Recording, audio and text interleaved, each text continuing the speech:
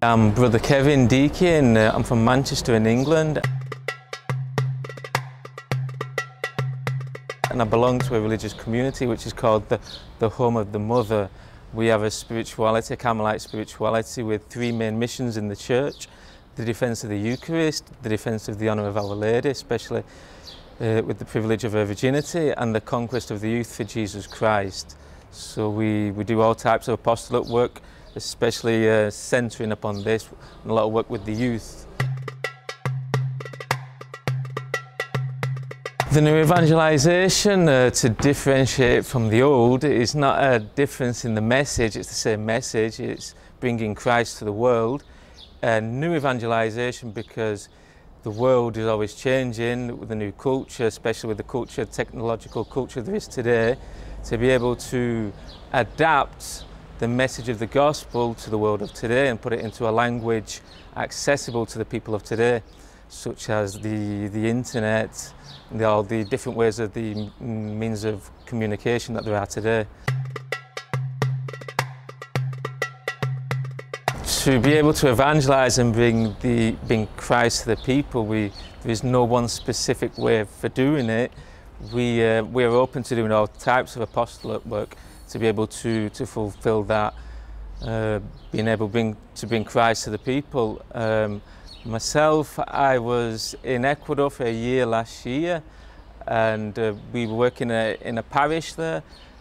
And one such apostolate work that we do there is to go visiting the people in their homes, giving the blessings to the house there.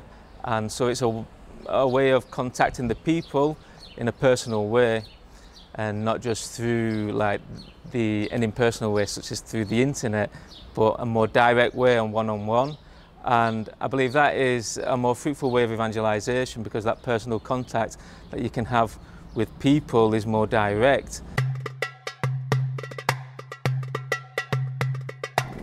Walking down the street there in Ecuador, and I came across a young lad who was only 17-year-old, and just getting to speak with him, he opened up and he was sharing with me his own desires to draw closer to the church, his own questions that he was having within himself. And just because of that availability of being out there on the streets and us getting into conversation, it opened up a door for him.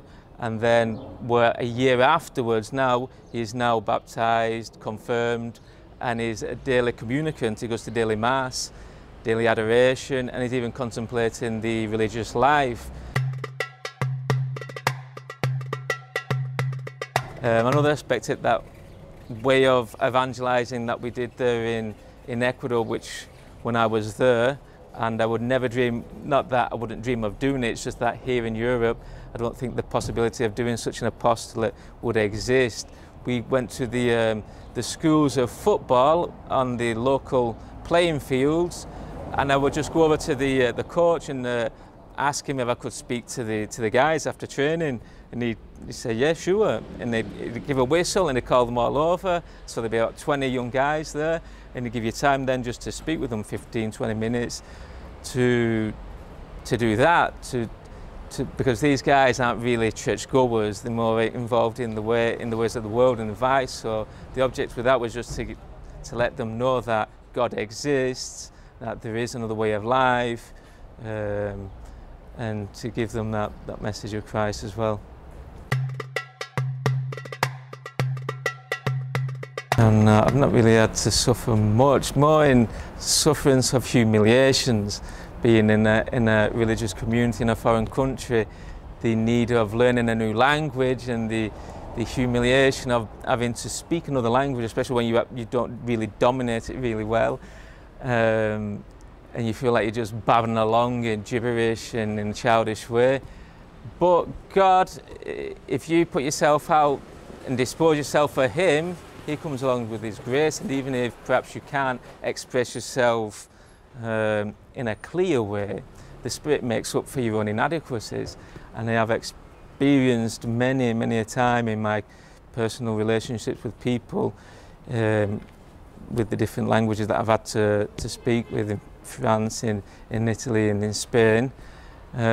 Still, despite my own inadequacies, God makes up, and He's the one who touches the hearts of the people. It's only for us to sow the seeds of His word, and it's Him who transforms the hearts and converts people. Only Christ can do this job, of evangelizing and converting the hearts of the people. And acutely aware of my own inadequacies and my own weaknesses, I know that I am incapable of doing this as well. So I have to refuge myself in Christ and draw my strength from Him, and that predominantly through prayer, through the sacraments, through the church as well, my own religious brothers, seeing their testimony and their encouragement. It's all a source of strength for me to encourage me and to push me on in my own apostolate and in fulfilling my own vocation.